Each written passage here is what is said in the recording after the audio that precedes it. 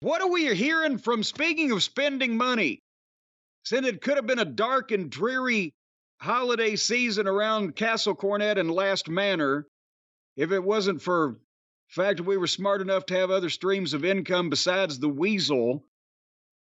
Colin Thomson has been exposed for the fraud, the charlatan, the carpetbagger that he is all over every kind of media. I think I've seen billboards. Does this man owe you money? He's been on the news. He's been on the websites. He's been on podcasts. Whitney Cummings came out and said, well, it's a just what she didn't even cuss. She just said it's a darn shame that people like him exist or something to that effect. Hold on. I have the quote here. The whole thing is a nightmare. That's the quote from Whitney Cummings. Well, there you go. And so what is the latest that we found out? You know, I looked up the word disparagement. Brian, you know, I got the American Heritage Dictionary here, the third edition. When was this published? This is the one I've been using for 1994. So as long as a word hadn't come out in the last 30 years, I'm pretty good here. And when I go to disparagement, now I've lost the goddamn pay. There's dissemble. That's a good one, to conceal the real nature or motives of. Or dispossess, to deprive of possession, e.g. land or property. But when I go, what was I doing? Disparagement. To speak of in a slighting way or belittle. And we were accused of doing such a thing. And that was proven completely false and without merit, right from the guy's own chicken lips, because he can't even keep the chronological order of his lies straight. He accused us of doing something and making him do something that he did before we did. See, I said it perfect, just like that. And again, what makes it a deal is what he said was provably false. He said something that was ridiculous, something that was a chronological impossibility. He said it about Jim and myself, the Arcadian Vanguard production, about all of the shows that you guys listen to. He said that we did something, causing him to do something called hiding your assets, that we did something to cause that, despite the fact he did it before we ever said a word publicly. But that's okay, because our friend CoffeeZilla there said, you know what, just to make sure, I went back and listened to the Cornette and Last shows, and it just wasn't there. It wasn't even Owen. It was fictitious. It was Colin. He was there.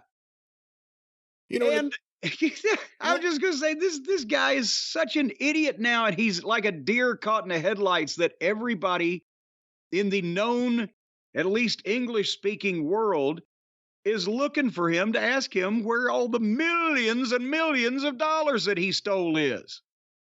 And again, he shouldn't be able to work anymore in podcasting, and he shouldn't be able to go out there and work with advertisers or creators. He's proven that he can't deal with that like a non-criminal human being. A couple things I want to mention to you, Jim, from an article that came out in Bloomberg by Ashley Carmen. A fight over missing ad money roils the roils the podcast industry. And let me scroll down here a little bit because some information we're finding out. Yesterday, as this was published, which was on September 14th, yesterday, Alex Weiss, a podcaster who goes by A-Dubs, filed a lawsuit echoing the previous allegations. The case claims that in September 2021, Kast signed a 2-year deal with her for $550,000 overall, which would be paid in equal monthly installments. In June 2022, however, Kast allegedly stopped making payments. Lawyers for Kast did not respond to a request for comment about the lawsuit. Let's stop there before we go on any further. Timeline-wise, that's very interesting. Because if you remember what Colin said in the CoffeeZilla video, February 2022 to February 2023 is where everything changed, and it hit the wall in June. That's when he stopped paying her. It hit the wall. It hit the wall, and right away you just stopped paying, just like that. Well, you hold on here, and also let's back up and do some mathematics, because I've never heard of A-dubs. Sure, she's a fine young lady. I've heard of B-dubs. They got great wings, although they're a little skimpier on the portions than they used to be. But nevertheless, 550 grand, did you say, over 2 years? That would be 275 grand a year, right? Correct. $275,000 a year, doing them as 20-something thousand dollars a month, right? Or about 5 grand, whatever the case. What did he get from that from her? Was she just saying, okay, you sell the ads and keep them? Because I don't know what her audience is, but somebody's getting fucked there. If she's got a popular show, she's getting fucked. If she doesn't, he's getting fucked. And why would you? I'm not sure why you'd do that. But again, if she doesn't, then we don't know anything about her business, so we're just making some guesses here, hypotheses as we talk about this. If, let's say, her show couldn't justify that amount of money, which you would argue that's when you have a discussion with her or her management or whoever it may be, and you say, can we do something? We're having issues. It says in June they stopped payment. Just stop sending any money. Yeah. Just like that, which right away puts that person in breach of contract. We need to mention. But how would that affect everyone else? If you're not paying the person you have the minimum guarantee to, but the money is still coming in, the Jim Cornette programs, we're still billing, we're still making revenue, that money was still coming in. Where was it, if it wasn't associated to someone like Alex Weiss? Because that's what we're being told. He took the money that everyone was owed and he paid other shows that had minimum guarantees. Where was it going? Because this is June.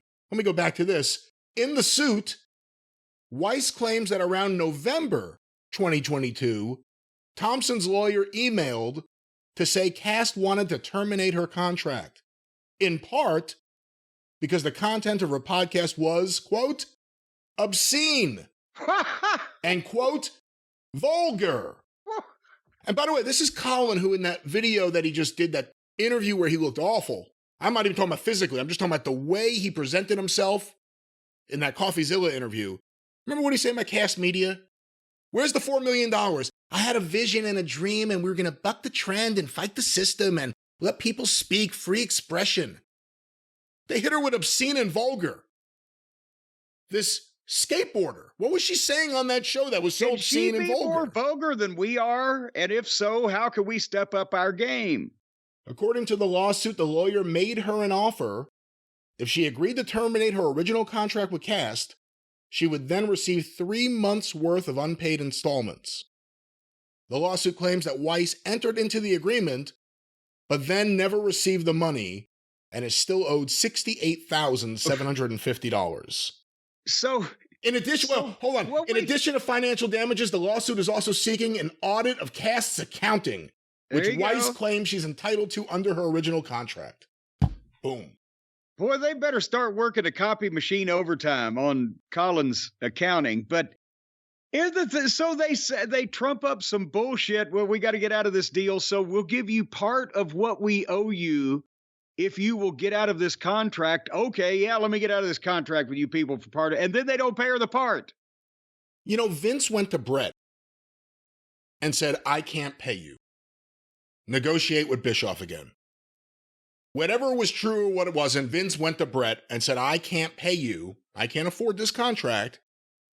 Go talk to Bischoff. He didn't say, Brett, come into my office. I have to fire you today for vulgarity and obscenity. And Brett's like, what the fuck? I'm sorry. But, if you take this offer here, you'll get some money. This is such a shady way to do business. Well, it's heartwarming to know that a lot of people are finding out, because this story again has been covered in so many everywhere from Billboard to Bloomberg to Pod News, and once again, I think I said this on your show a couple days ago. when this thing started, it was our money, and obviously we were pissed, and we were going to be talking about it anyway. But it didn't take too long to realize that there's this fucking thing was a lot bigger and involved a lot more people and was going to get a lot more attention, especially when this stock scheme got involved and is now exposed. And what the PodcastOne new company stock and the LiveOne parent company stock put together, one share of each, will not currently buy you a fucking hot and juicy Dave's single at Wendy's. It wouldn't get my cappuccino in the morning. So, and you can fucking probably survive a little bit longer by drinking the cappuccino or eating the fucking Wendy's Dave and Buster's fucking juicy goddamn single. You see what they're doing now? Every day they put out another press release to try to turn the tide a little bit. Like, we have a big stock buyback now. Yeah, you're buying the stock that no one else will buy. You're buying your own stock that no one else will buy. Good job. Explain that to me, Brian Buffett, because that's the thing. Now, how are they artificially trying to inflate the price of their stock with their own money by buying some of it back so it looks like more people want to buy it? How does this work? Help me. I'm not exactly saying they're doing that, and either are you, but I'm saying that... if someone was doing that, how would that be done?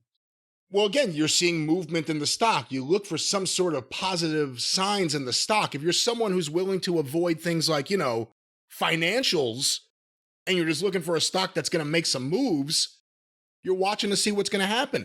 If it looks like a bunch of people are jumping in and buying something, you may want to take the ride if you're that kind of investor or that kind of trader. Me, I go the other way. And I look at other stocks that actually make some sense, may have a dividend, may have some chance of some fucking growth I may make some money out of. Not this. Again, not only would I not buy it, Jim and I said no to accepting it. We turned it down to even have it. We didn't want our fingerprints on it. That's right. And, there's going to still be a lot more. And how do I put this so that it reveals a little bit, but not too much? Forensic accountants make a lot of money because they're able to go and really put shit together where there's a lot of questions. And there certainly are a lot of accountants that work for Kast Media that probably don't want to spend a ton of money on lawyers, which, based on what we're all learning, may be something they would have to do. And I think when the books have been played with, possibly going back much earlier than any of the signs that anyone noticed, we're not talking about getting accounting from Colin anymore. I mean, we can't trust Colin. And if Colin's the only one who had access to anything, it's going after his bank records. And then it's going after the actual orders from agencies and advertisers for everyone. Because Colin's books are fucked. We all know that by now. And no one could trust any of those accountants. The most recent one, Michael Calabretta, was the one who sent me 2 different sets of numbers for what we were owed at different points. Well, he just said pick the ones you like best. So I think that's going to be a big part of the story now. Everyone knows this happened. Everyone saw Colin in that CoffeeZilla video. You see what kind of weasel he is. We're calling him a weasel based on our personal dealings with him. He's a weasel. Steals other people's money and then tries to make himself the victim. And if he wanted to look like somebody, he needs to get out of that closet. Yeah, sitting there with his laptop on Zoom or Skype or whatever, sitting in his closet with his goddamn shelves behind him with his big fucking weird looking head there. It looked like he was hiding from law enforcement on the video. Get out of your closet, Colin. Yeah, you see, that was, I think, part of a strategy. He didn't do it from a big, glorious room in his house. He didn't do it from his bedroom. He did it in the darkest area, wore a dirty shirt, looked disheveled, and then wanted to tell his story. Let me tell you my story. You know what the problem is with his story? There's hundreds of people that are also in that story, and not one of them would agree with his version of it. That's a problem. He's a bullshit artist, and he's been one for a while. And there's going to be more stories coming out about this. I'll tell you one other thing, and I don't know how much we want to get into it today, but we could talk about it in the future.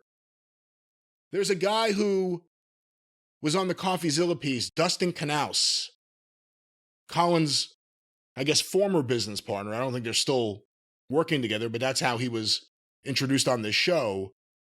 And he was involved with production. And there's a story about how he got fired that is so despicable, so disgusting, that it speaks volumes to the character of Colin Thomson. But I think we'll save that for the drive-thru. But I saw this story, and I know a couple other people that know this story, and everyone had the same reaction. You know, we all have our enemies, especially us weirdo wrestling people. We all have our enemies. Even those people, there's some things you're like, I wouldn't do this to them. I would lay off of Russo if this had happened to him. So we'll talk about that on the drive-thru, but there's more to come. And hey, the stock market's not open today. It's the weekend. It's Jim's birthday. We'll pay attention to this big stock. They keep putting out these statements. Let's see what the next big statement is. And we'll take it from there. But you know what? That's how they got Capone, was the accountants.